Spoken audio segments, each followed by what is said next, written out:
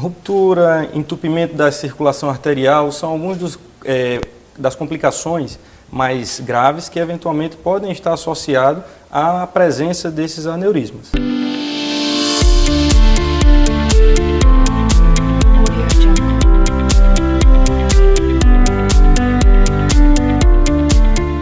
Olá, seja bem-vindo à TV Endovasc e hoje o assunto é aneurisma. Você já ouviu falar? Sabe o que é? Nós convidamos o Dr. Germano Melo, que é cirurgião vascular e radiologista intervencionista, para falar a respeito de aneurisma. Dr. Germano, seja bem-vindo e eu já quero saber o que é um aneurisma.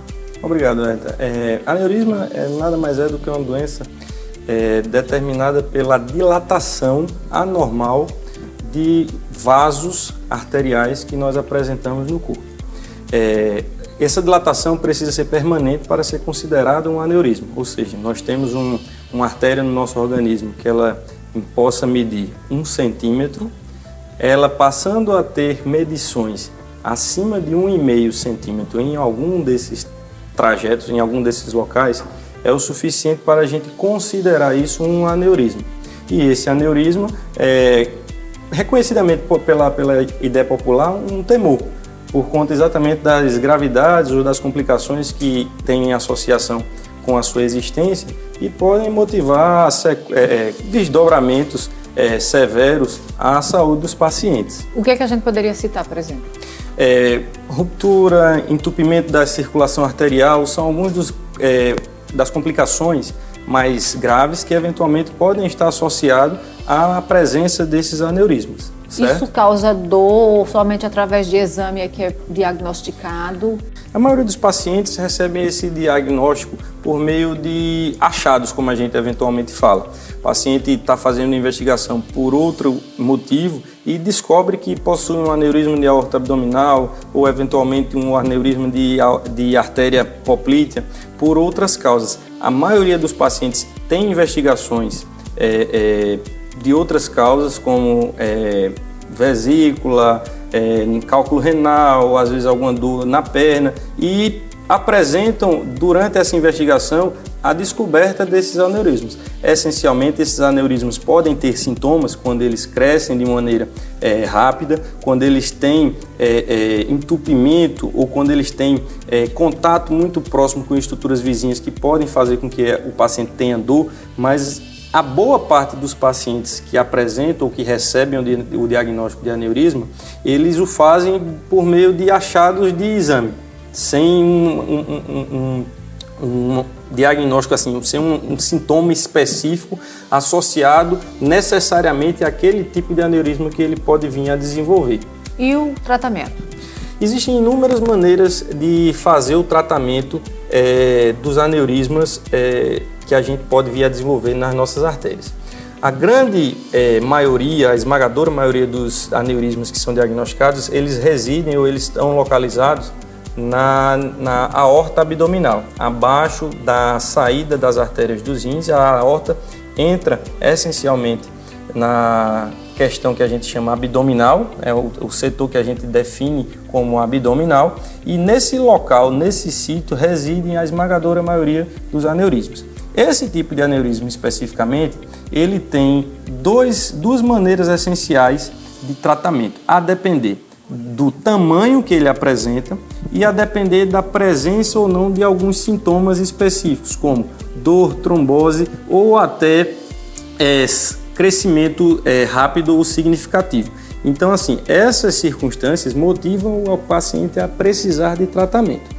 Os tratamentos disponíveis são a cirurgia convencional, através da qual a gente abre o abdômen do paciente, chega até o local onde existe essa dilatação aneurismática na artéria doente e a gente substitui esse segmento que tem o aneurisma ou a dilatação por uma prótese, uma ponte de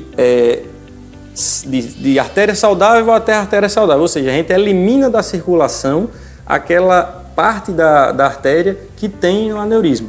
Isso aí é feito de uma maneira cirúrgica convencional.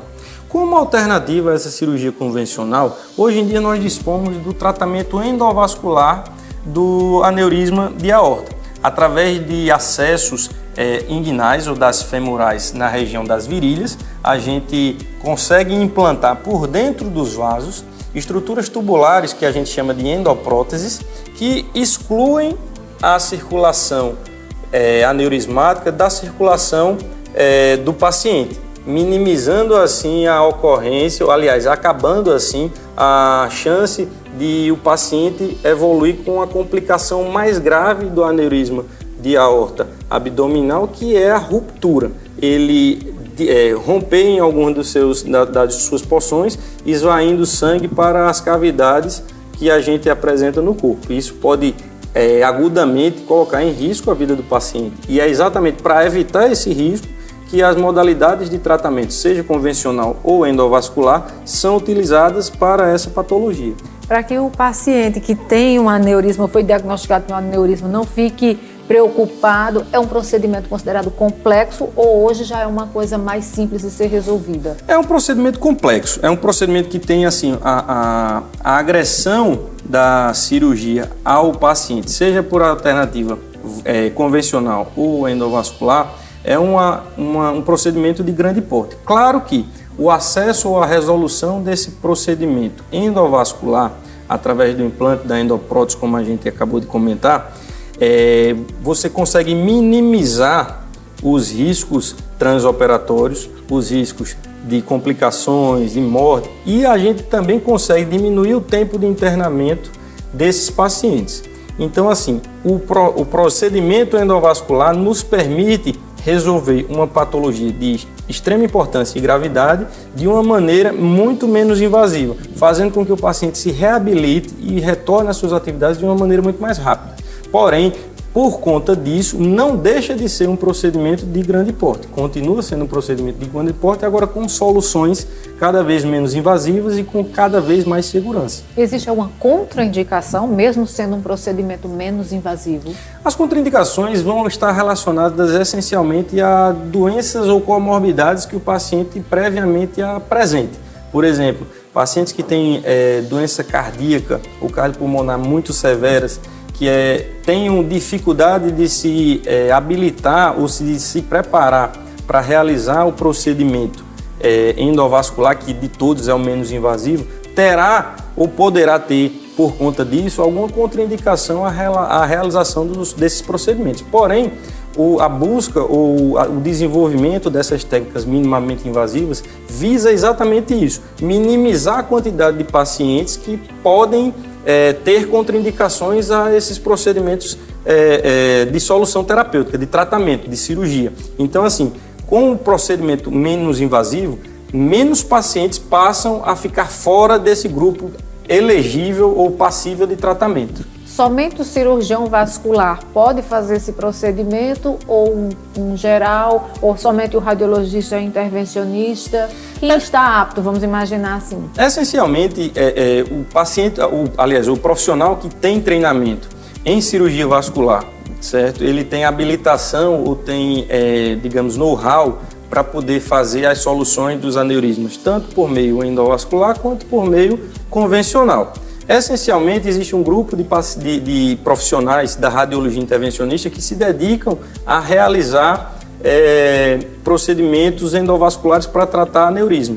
Os pacientes, aliás, os colegas, os profissionais que têm origem de formação da radiologia intervencionista como radiologistas ou como cirurgiões gerais, eles têm apenas a alternativa endovascular para promover o tratamento desses pacientes. Eles têm dificuldade, ou aliás, não têm o treinamento adequado para fazer eventuais conversões dessas modalidades de tratamento e tem uma impossibilidade de fazer procedimentos convencionais, procedimentos cirúrgicos convencionais para solucionar essa mesma patologia, entendeu? Então, assim, grosseiramente, os profissionais que são radiologistas intervencionistas, exceto os cirurgiões vasculares, eles têm uma restrição como alternativa de tratamento. Eles podem tratar apenas ou ficam restritos à questão ou tratamento endovascular.